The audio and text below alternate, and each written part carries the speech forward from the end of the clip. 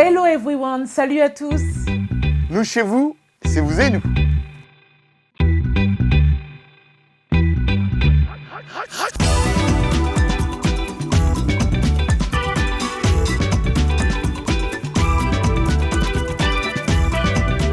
Ravi de vous retrouver pour ce nouveau numéro de Vous et nous. Comme vous le constatez, nous sommes encore en dehors des studios de la VOA pour répondre à la distanciation sociale. Et cette semaine, dans cette émission, nous irons à la rencontre de deux lycéens qui se battent pour obtenir des ordinateurs pour le plus grand nombre. La 6e édition du championnat d'Afrique des nations de football 2021 se déroule au Cameroun du 16 janvier au 7 février. On en parle dans cette édition de Vous et nous.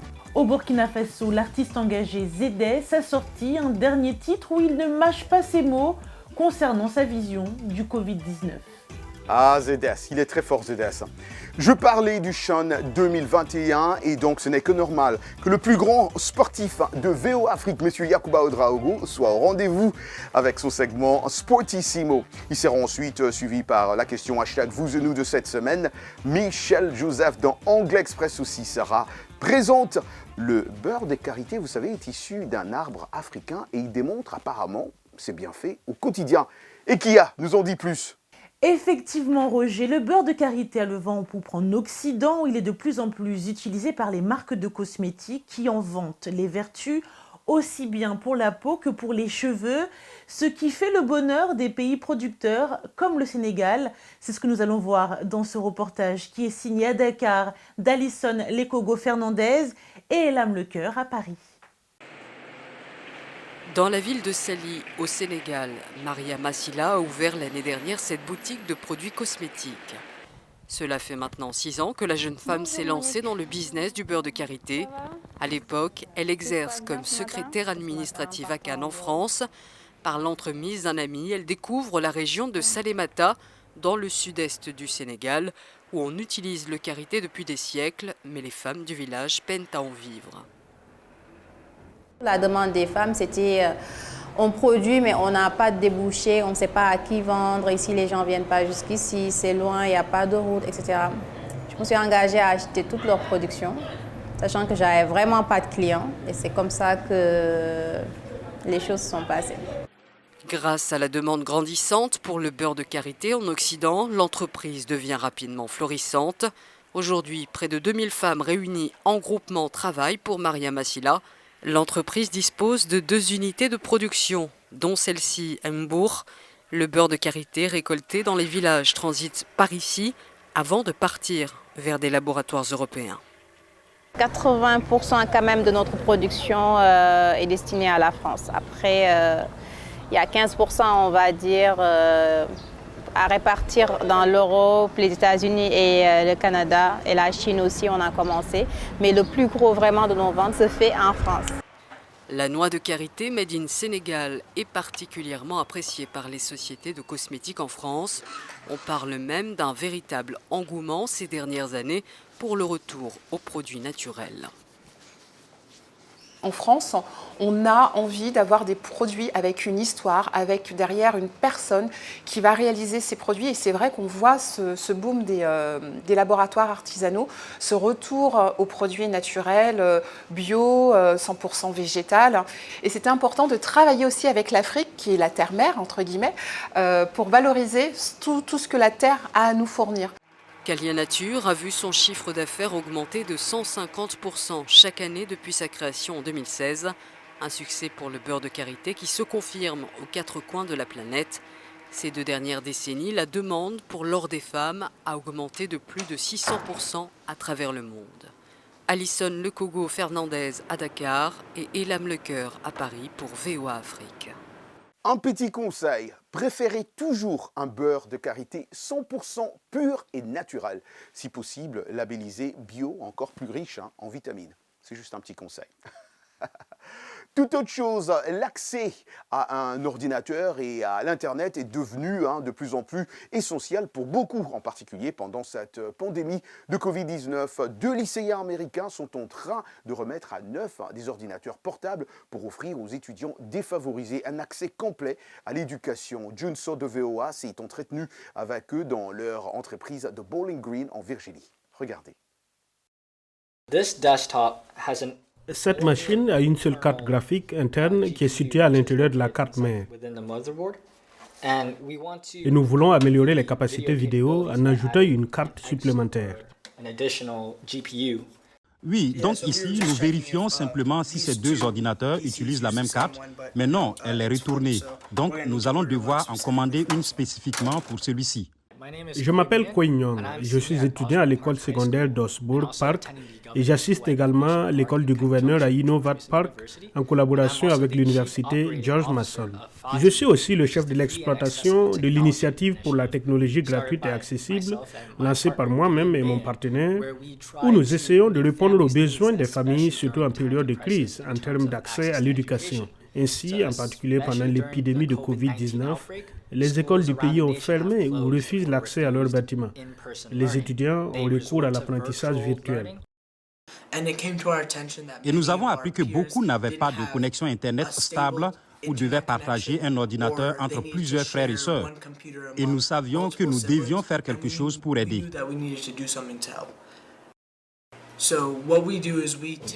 Donc, nous prenons des dons, que ce soit monétaires ou physiques, et nous rénovons les ordinateurs et les redistribuons aux communautés défavorisées de la région nord de la Virginie. Dans cette salle, nous avons tous nos ordinateurs portables donnés par tous nos clients.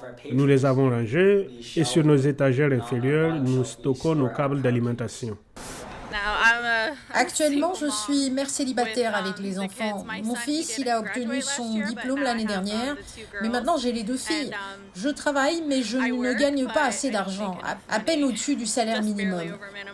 Donc pas assez pour se payer un ordinateur portable ou quoi que ce soit pour elles. Les filles n'auraient pas les ordinateurs portables pour faire leurs devoirs, donc je suis très reconnaissante. Lorsque nous le livrons, cela nous procure un grand sentiment d'épanouissement car nous sommes en mesure d'aider quelqu'un dans une période aussi difficile en particulier. C'est vrai et honnêtement, je ressens exactement la même chose. Je suis fier que nous puissions les donner à notre communauté, nous entraider dans ces moments difficiles. Bravo à ces deux lycéens qui ont des gestes et une initiative d'utilité publique. Pensez également pour les nombreuses personnes qui nous regardent, qui parfois ont accès à des ordinateurs, mais qui ont des connexions parfois trop lentes pour pouvoir suivre les cours normalement. On espère que les autorités pourront faire un geste, car souvent, les connexions performantes sont très onéreuses. Place à présent à une rubrique qui plaît à bon nombre d'entre vous. Je parle de Sportissimo avec Yacouba Ouedraogo.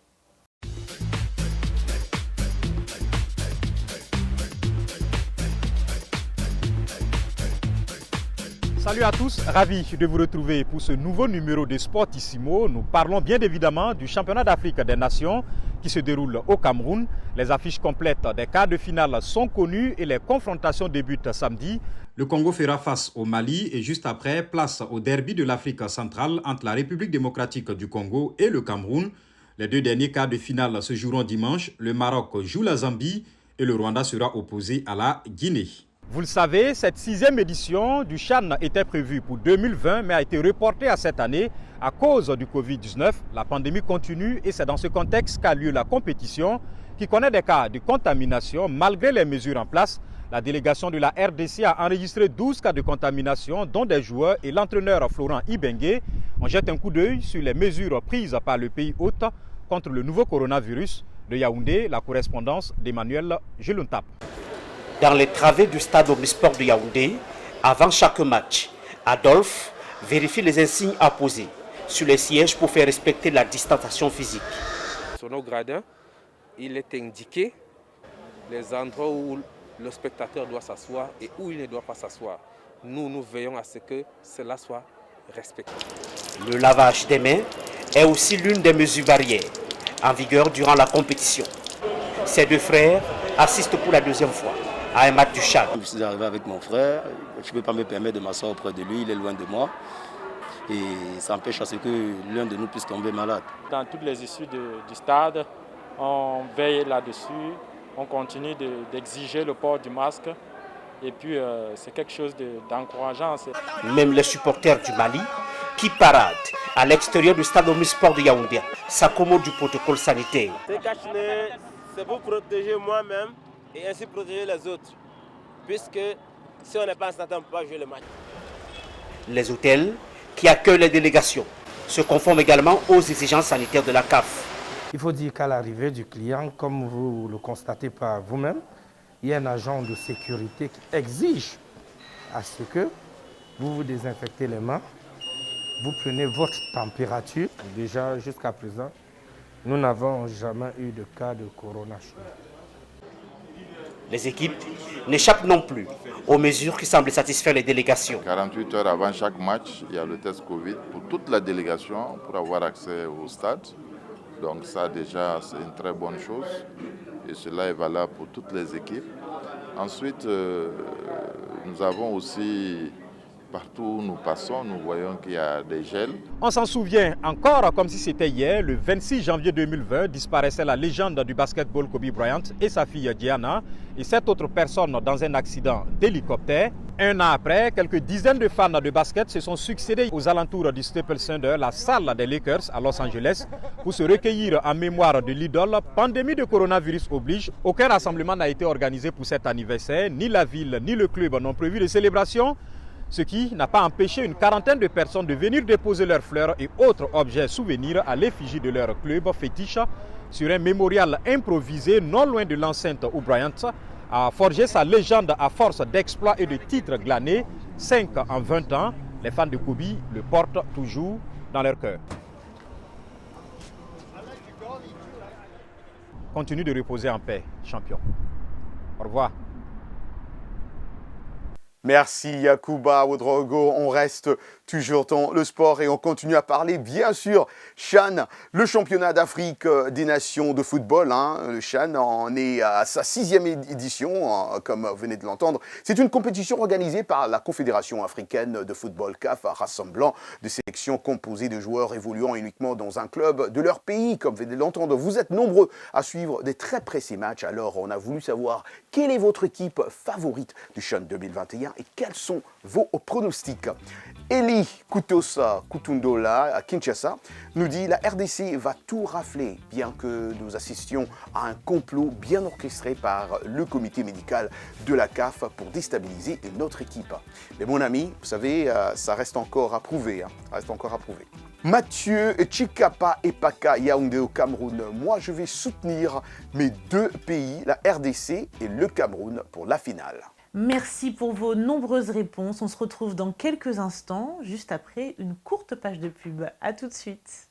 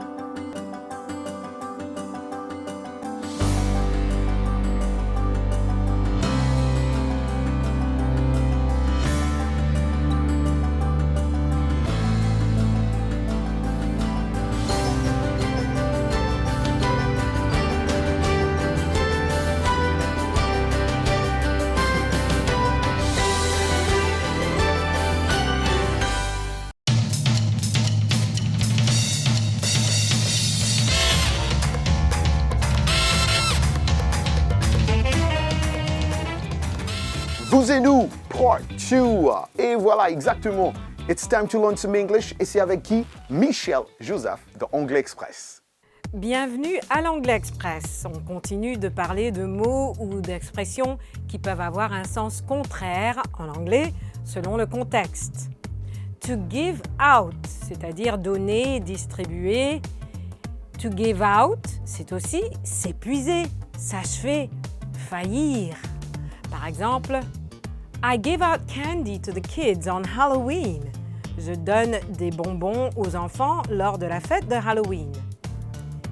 He gave out some flyers for the event. Il distribua des affiches pour l'événement. Sens contraire. My old car gave out on me. Ma vieille voiture m'a lâché. Elle est tombée en panne. My breath gave out during the race. J'ai perdu le souffle durant la course. Autre mot qui a deux sens contraires, to sanction, c'est-à-dire to permit, permettre, soutenir, être d'accord. To sanction veut aussi dire to restrict, restreindre, gronder, punir. Par exemple, the idea was sanctioned. L'idée a été bien reçue ou bien acceptée. Et voilà pour l'Anglais Express. Merci Michel. Vous pouvez retrouver toutes les leçons d'anglais sur le site www.voaafrique, rubrique Vous et nous. Et place à présent à notre rubrique Actualité. Depuis le 22 janvier dernier, les mélomanes, les amoureux du rap s'intéressent de très près à ce duo qui était censé ne plus s'entendre. Je parle de Gims et Black M qui ont finalement sorti un nouveau single intitulé César. Un single qui marque une grande première pour les deux artistes dont beaucoup pensaient qu'ils étaient en froid. Et c'est aussi ce qu'ils ont montré à travers différents posts. C'est la première fois qu'ils collaborent uniquement à deux sur un morceau. Un clip devrait voir le jour très prochainement. On l'imagine dansant, donc entraînant. On suivra ça de très près. Toujours dans l'actu, si vous écoutez de la musique sur la plateforme en ligne Spotify, vous serez heureux de savoir qu'elle vient de lancer plusieurs livres audio à ses couleurs, des œuvres classiques tombées dans le domaine public, narrées par de grands noms du spectacle comme l'actrice Hilary Swank ou le comédien Forest Whitaker. Les ouvrages dont la mise en ligne a été d'abord relevée par le site de Hollywood Reporter sont découpés en courts chapitres écoutables comme un podcast à épisodes. Connu pour être une plateforme musicale à l'origine, Spotify a fait des podcasts un vecteur de croissance depuis début 2019 et semble s'intéresser désormais de plus en plus aux livres audio. Le seul secteur de l'édition littéraire a affiché des taux de croissance annuels à 2 chiffres. Bravo à la plateforme. En Égypte, les autorités ont découvert le 17 janvier dernier des restes archéologiques vieux de plus de 3000 ans dans un vaste cimetière. Mohamedou Oumfa nous en dit plus. Les nouvelles fouilles dans la nécropole de Saqqara, située au sud du Caire, ont été effectuées près de la pyramide du roi Téti, premier pharaon de la 6e dynastie de l'Ancien Empire, par une équipe menée par le célèbre égyptologue égyptien Zahi Hawass. Des sarcophages en bois datant du Nouvel Empire ont été retrouvés dans un puits funéraire, ainsi qu'un sarcophage en pierre et d'autres objets historiques de valeur. Nous avons trouvé un papyrus de 5 mètres de long à côté de l'un des cercueils. L'un des cercueils appartenait à un soldat. Nous avons trouvé une hache qu'il utilisait pour combattre. Nous avons trouvé aussi des jeux comme le jeu Senet, selon lequel si vous gagnez, vous allez dans l'au-delà, dans le territoire de Yarok. C'est le paradis de l'Égypte ancienne.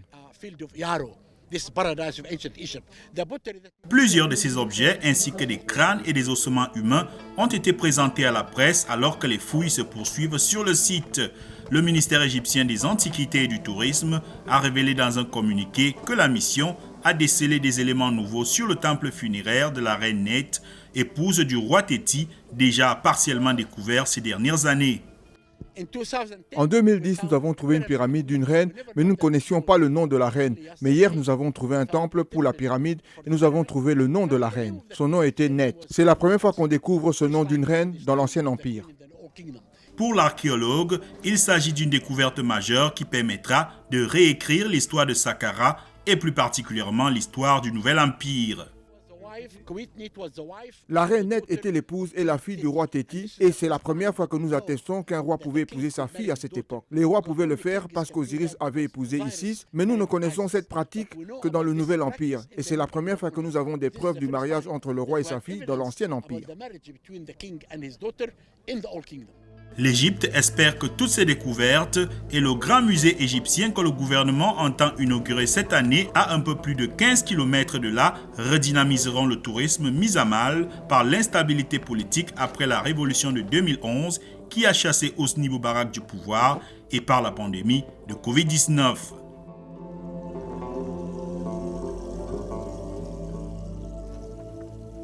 Ceci me rappelle ce que nous racontait notre prof d'histoire, que l'Égypte ancienne est une civilisation riche qui a pour base son organisation à la fois géographique et politique. C'est une société très structurée qui s'étend de la Nubie du sud au delta du Nil au nord. C'est donc une société dont les atouts sont nombreux. On le voit encore aujourd'hui au XXIe siècle. Et voilà, toute autre chose à présent. Au Burkina Faso, une vedette du reggae, le musicien engagé ZS, on le disait en titre d'ailleurs, a sorti il y a quelques semaines un nouveau titre, Résilience africaine. Un coup de gueule en chanson adressée notamment à des organisations internationales qui demandent à l'Afrique de se préparer au pire dans la gestion de la pandémie du nouveau coronavirus.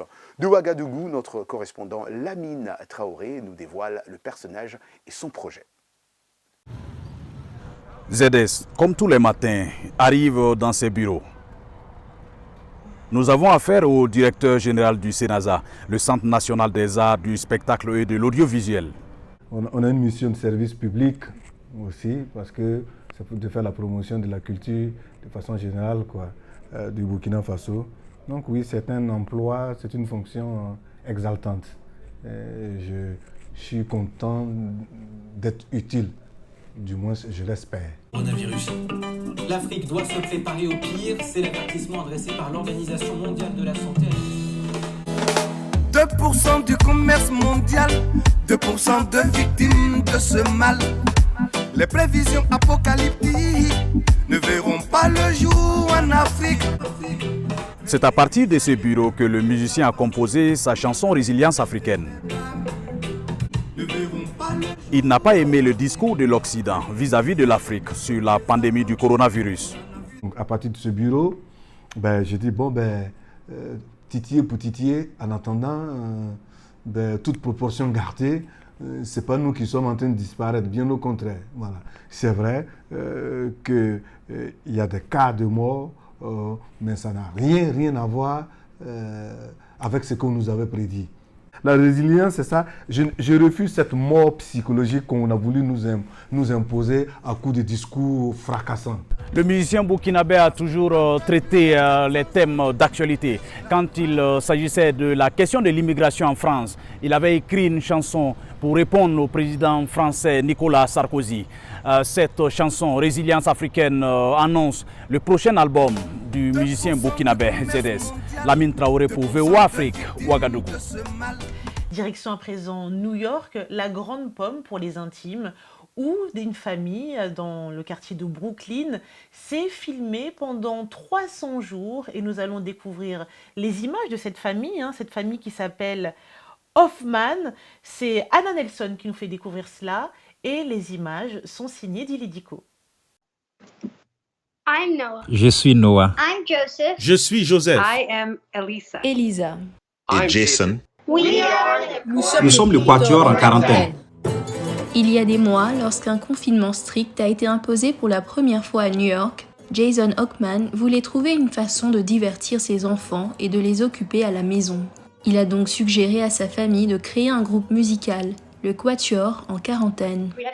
Nous avions une page Instagram pour Joseph et Noah, avec une 50aine de followers. Nous n'avions jamais réellement maintenu ce profil. Mais nous avons décidé de changer le nom de la page en Quatuor en quarantaine et commencer à publier des vidéos tous les jours. J'étais tellement occupé avant la pandémie que je ne voyais les enfants que 3 fois par semaine et parfois même 1 fois. Lorsque la pandémie a commencé, Noah avait 9 ans et Joseph 11. Inspirés par leurs parents, ils avaient appris à jouer de la guitare, mais ils ne pouvaient jouer que de petites mélodies toutes simples. Il a fallu une pandémie pour que nous jouions ensemble. Lorsqu'il est devenu clair que la pandémie allait durer, la famille a transformé son passe-temps en véritable spectacle. Les Hockman ont commencé à jouer partout dans la maison, à se déguiser pour les fêtes, toujours en gardant à l'esprit le besoin de s'amuser.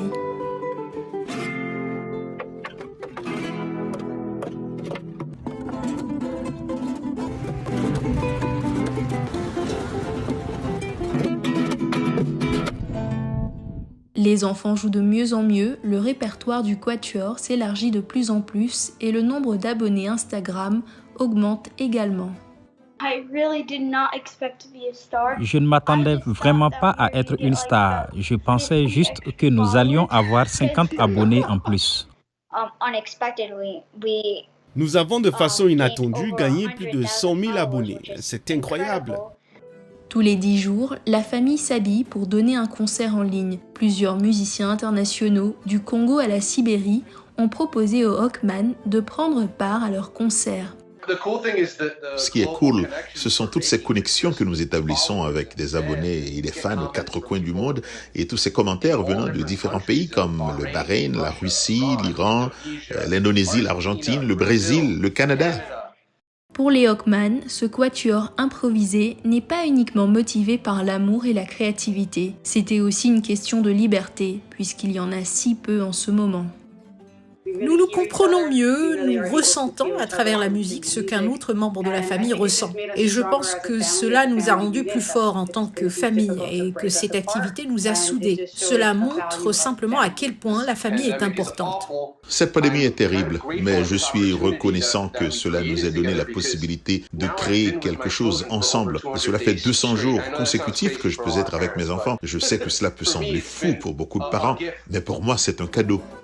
Récemment, une vidéo postée par les Hawkman a été publiée sur la page principale d'Instagram avec plus de 380 millions d'abonnés. La légende disait « Une famille qui joue ensemble reste ensemble ». Ah, ma ville, New York City, loin des yeux, près du cœur, dit-on. Merci, Dilly Dico, pour ce beau reportage. Les bonnes choses finissent vite, Temps pour moi de vous dire au revoir. Merci à nos stations partenaires partout dans le monde. Merci aux collègues qui nous assistent à la réalisation de cette émission. Et voilà, comme d'habitude, on s'est dit rendez-vous la semaine prochaine. Ciao, ciao. Bye.